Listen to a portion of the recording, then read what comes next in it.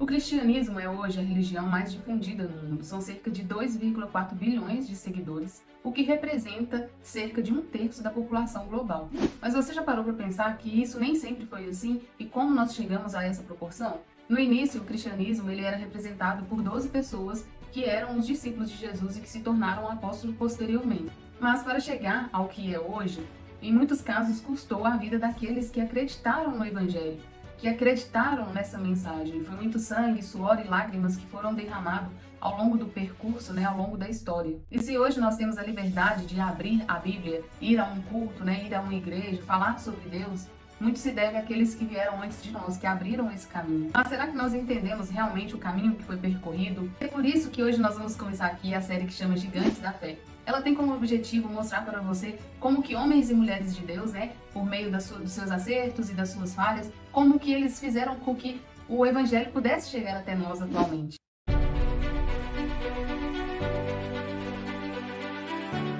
Olá, sejam bem-vindos a mais um vídeo do canal. Eu sou a Karen, eu espero que vocês estejam bem. Eu estou com muita expectativa, muito animada para começar essa série com vocês, Gigantes da Fé, porque já tem um tempo que eu tenho estudado um pouco a história da igreja, lido alguns livros, inclusive eu quero indicar para vocês 3 livros.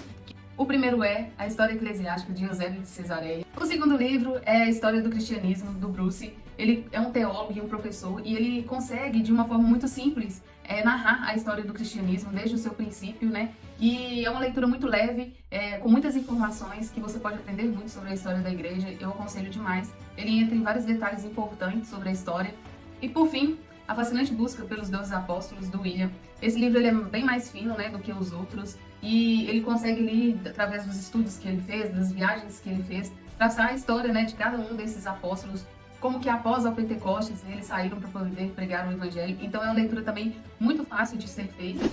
Durante as minhas leituras e os meus estudos a respeito da história da igreja, eu me deparei com uma frase que chamou muita atenção e que também deu a origem ao nome dessa série. E a frase, ela diz o seguinte, que nós somos anões em ombros de gigantes.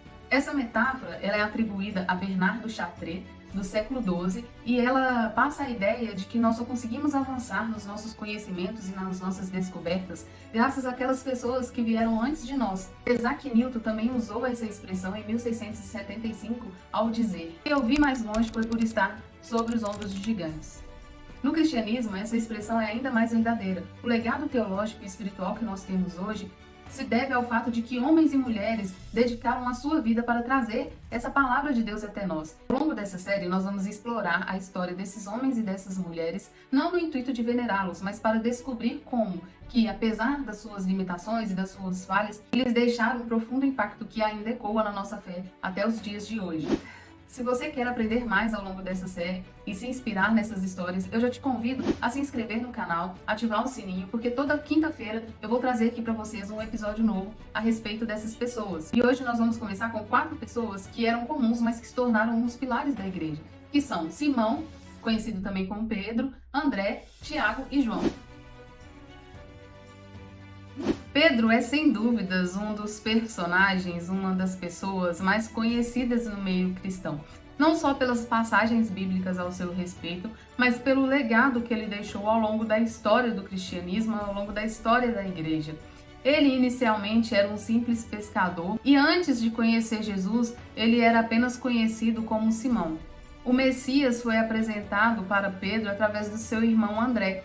A mudança da sua vida começou de uma forma marcante na pesca maravilhosa que nós podemos ver lá no livro de Lucas. Nesse momento, ao seguir as orientações de Jesus para jogar as redes novamente, ele testemunhou um milagre que não só transformou a sua perspectiva a respeito de quem era o Messias, mas também deu início à sua missão, que seria ser pescador de homens.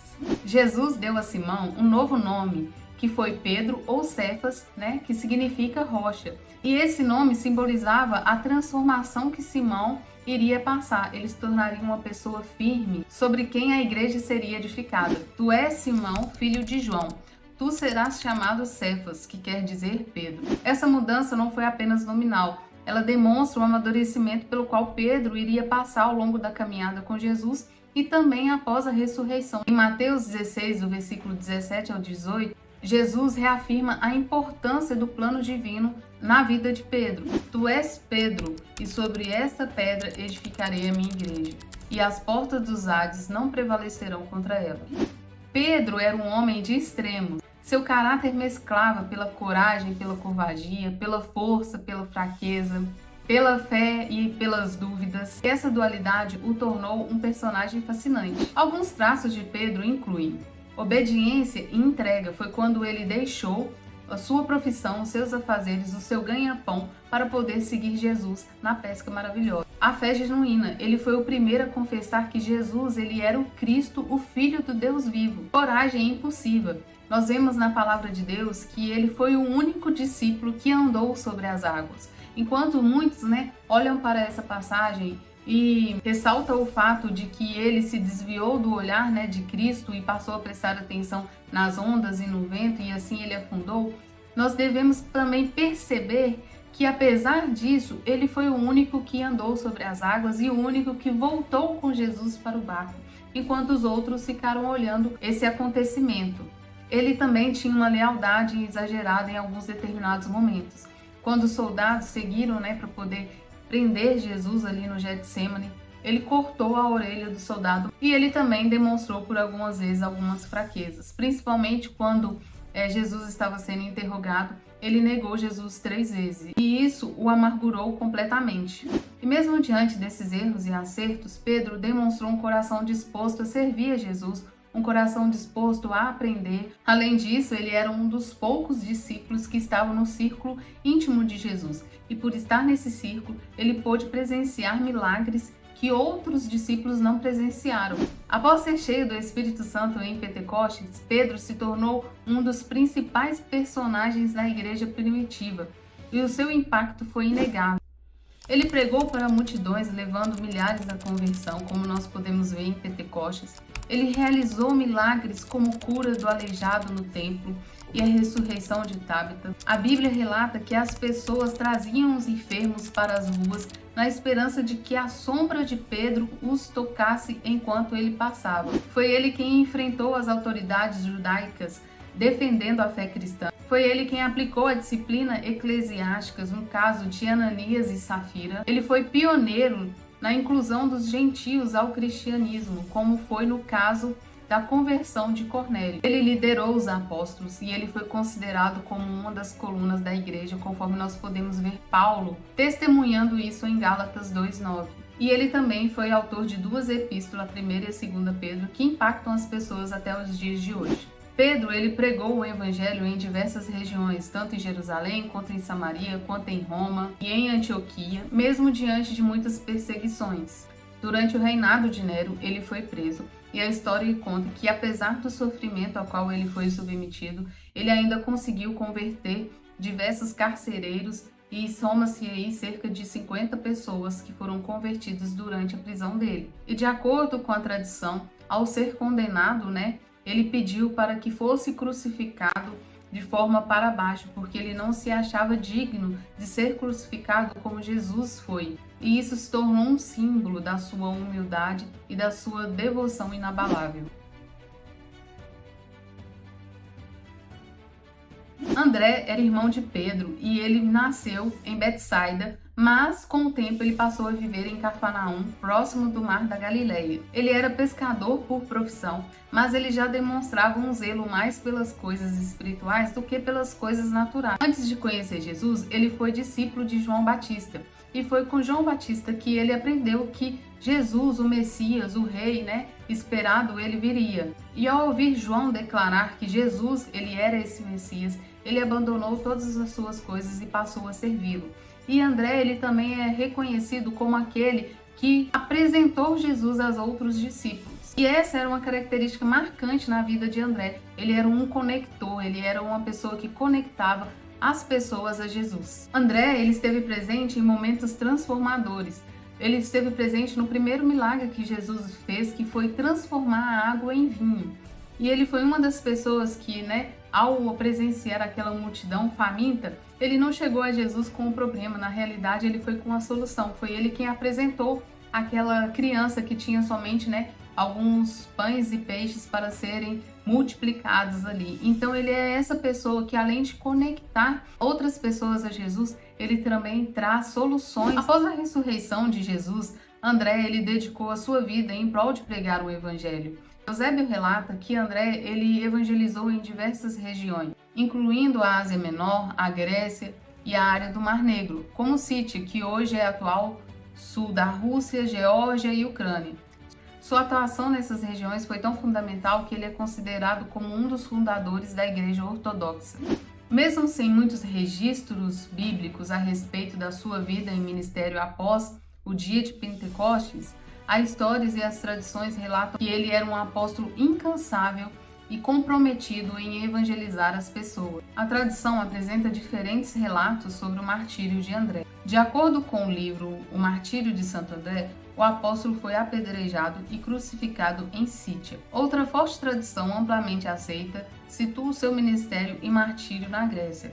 Lá ele foi preso e depois crucificado. Acredita-se que André tenha sido crucificado numa cruz que, ao invés de ser feita como aquela que Jesus morreu, ela tinha um formato de X. E até os dias de hoje, esse tipo de cruz é conhecido como a Cruz de Santo André. Segundo relatos, mesmo crucificado, André ele continuou pregando o evangelho até o último suspiro, demonstrando a sua devoção inabalável na fé que ele tinha e querendo que as outras pessoas que estivessem próximas a ele ali naquele momento pudessem também ser alcançados por essa palavra, por Jesus Cristo.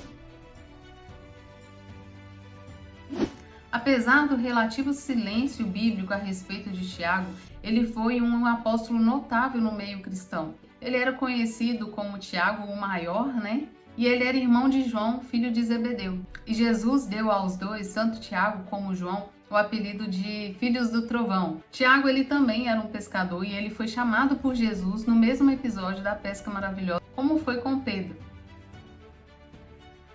Tiago também fazia parte do círculo íntimo de Jesus.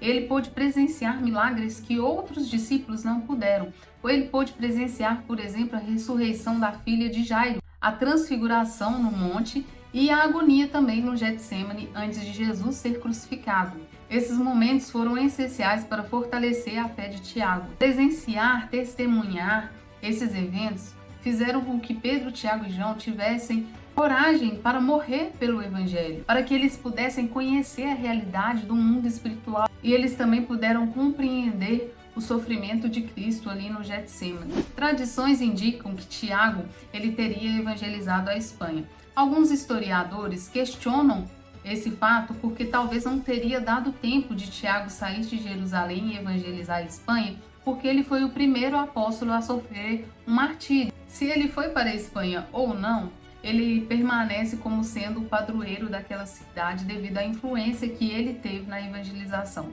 As teorias apresentam Tiago saindo de Jerusalém, indo para a Sardenha e indo até a Espanha, evangelizando as pessoas. Depois ele volta para Jerusalém na festa da Páscoa e ali ele acaba sofrendo o martírio. Ele foi decapitado por ordem de Herodes. Segundo Clemente de Alexandria, o acusador de Tiago, ele se arrependeu do ato e ele teria se convertido e ele foi morto juntamente com Tiago. Após a sua morte, os seus discípulos teriam levado o seu corpo para ser sepultado na Espanha. No século IX, o local da sua tumba foi descoberto por Teodésio, bispo de Tira, e ao redor do corpo atribuído ao apóstolo, com o passar do tempo surgiram um santuário, a catedral, a cidade e finalmente as peregrinações a Santiago de Compostela, dando origem a um dos mais importantes destinos de peregrinação cristã até hoje. João, o discípulo amado. Assim como Pedro, André e Tiago, ele também era pescador e, semelhantemente a André, ele também era discípulo de João Batista. E quando Jesus chamou tanto Pedro e André, Tiago e João, ele abandonou os seus afazeres, a sua profissão para poder seguir a Jesus. João, ele teve uma relação única com Jesus, né?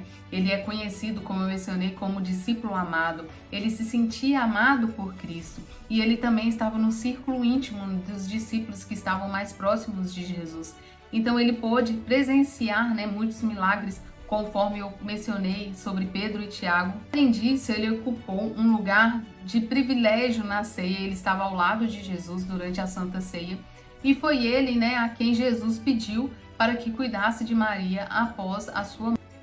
Ele foi uma das primeiras testemunhas a ver o túmulo vazio e os lençóis deixados para trás, e ao ver aquela cena, ele creu que Jesus tinha ressuscitado. E ele também esteve em momentos importantes ao lado de Pedro no início da igreja. Ele é considerado também uma das colunas da igreja. João viveu muitos anos no início da era cristã. Foi ele quem desempenhou um papel pastoral na igreja de Éfeso. Foi ele quem escreveu o evangelho que leva o seu nome.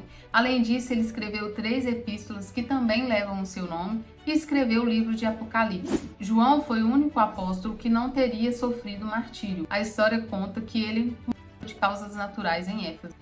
Agostinho afirma que ele pregou aos partos, o povo que vivia na fronteira do que hoje é conhecido como Rússia e Irã, e perto do lado do leste da Turquia. Tertuliano afirma que João teria estado presente em Roma, ao lado de Pedro, local em que por algum tempo sua vida corria perigo. Diz a lenda que o apóstolo foi torturado com óleo fervente, mas saiu miraculosamente ileso. Embora essa história seja presumidamente fantasiosa, sem fundamentos em fatos, Roma ostenta até hoje a igreja de San Giovanni in Olio, erigida para eternizar esse suposto livramento na vida do apóstolo. Esses exemplos nos mostram que, apesar das nossas limitações, Deus pode nos usar. Tudo o que ele precisa é um coração disposto e entregue à sua obra. Pedro nos ensina que as falhas não nos definem, mas podem ser superadas pela graça de Deus. André inspira humildade e confiança de que pequenos atos de fé podem gerar grandes impactos. Tiago nos desafia a viver com coragem e entrega total, mesmo em meio a sacrifícios. João nos chama para cultivar um amor profundo por Deus e pelo próximo. Que essas histórias nos encorajem a viver com fé e com amor e também valorizar o que temos hoje, a Bíblia que nós temos hoje, os cultos que nós podemos participar. E nós vemos aqui hoje quanto que essas pessoas se gastaram pelo Evangelho. Eu espero que esse vídeo tenha te edificado e se te edificou você possa compartilhar com outras pessoas. E na próxima quinta-feira nós teremos mais um episódio dessa série com a história de mais 4 apóstolos. E é isso, sejam abençoados na prática da palavra e até mais.